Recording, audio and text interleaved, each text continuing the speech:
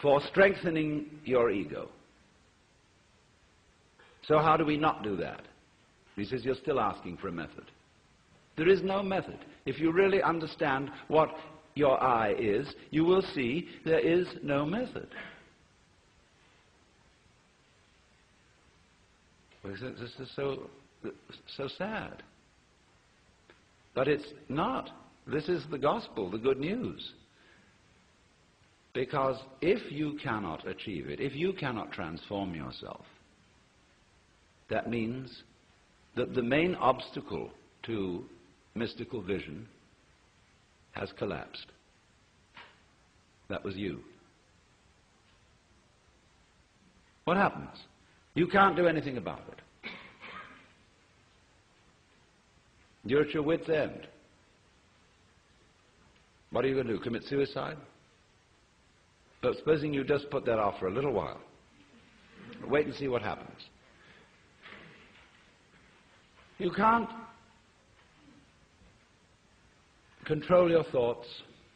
You can't control your feelings, because there is no controller. You are your thoughts and your feelings. And they're running along, running along, running along. Just sit and watch them. Here they go. You're still breathing, aren't you? Still growing your hair? Still seeing and hearing? Are you doing that? I mean, is breathing something that you do? Do you see? I mean, do you organize the operations of your eyes and know exactly how to work those rods and cones in the retina? Do you do that? It's a happening. It happens. So you can feel all this happening. Your breathing is happening. Your thinking is happening. Your feeling is happening. Your hearing, your seeing. The clouds are happening across the sky. The sky is happening blue. The sun is happening shining. There it is. All this happening. And may I introduce you? This is yourself. This begins to be a vision of who you really are. And that's the way you function. You function by happening, that is to say, by spontaneous occurrence. And this is not a state of affairs that you should realize. I cannot possibly preach it to you, because the minute you start thinking, I should understand that, this is this stupid notion again that I should bring it about, when there is no you to bring it about. See, that's why I'm not preaching. You can only preach to egos. All I can do is to talk about what is. It amuses me to talk about what is because it's wonderful. I love it, and therefore I like to talk. If I get paid for it, then I make my living. And sensible people get paid for doing what they enjoy doing.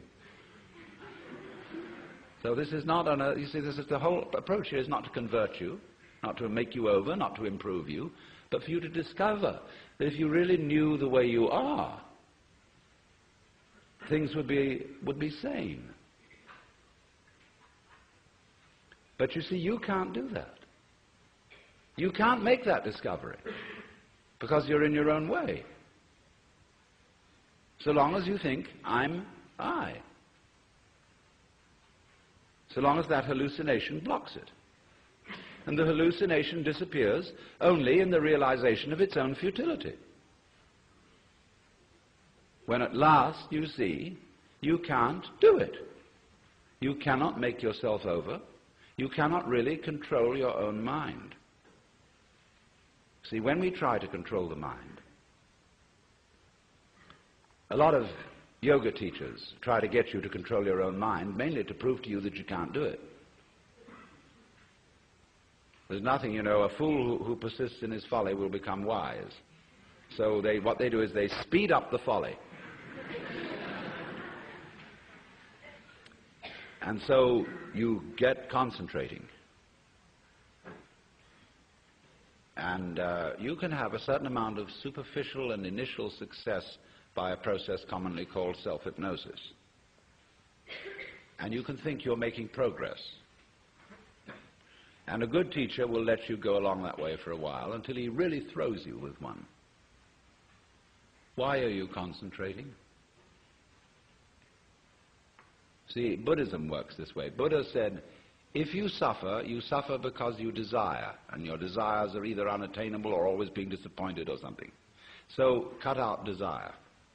So those disciples went away and they stamped on desire, jumped on desire, cut the throat of desire, and threw out desire. But then they came back and Buddha said, but you are still desiring not to desire. They wondered how to get rid of that. So when you see that that's nonsense, there naturally comes over you a quietness. In seeing that you cannot control your mind, you realize there is no controller. What you took to be the thinker of thoughts is just one of the thoughts.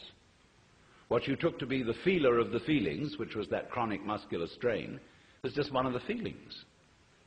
What you took to be the experiencer of experience is just part of the experience. So there isn't any thinker of thoughts, feeler of feelings. We get into that bind because we have a grammatical rule that verbs have to have subjects. And the funny thing about that is that verbs are processes and subjects are nouns, which are supposed to be things. How does a noun start a verb? How does a thing put a process into action? Obviously it can't. But we always insist that there is this subject called the knower.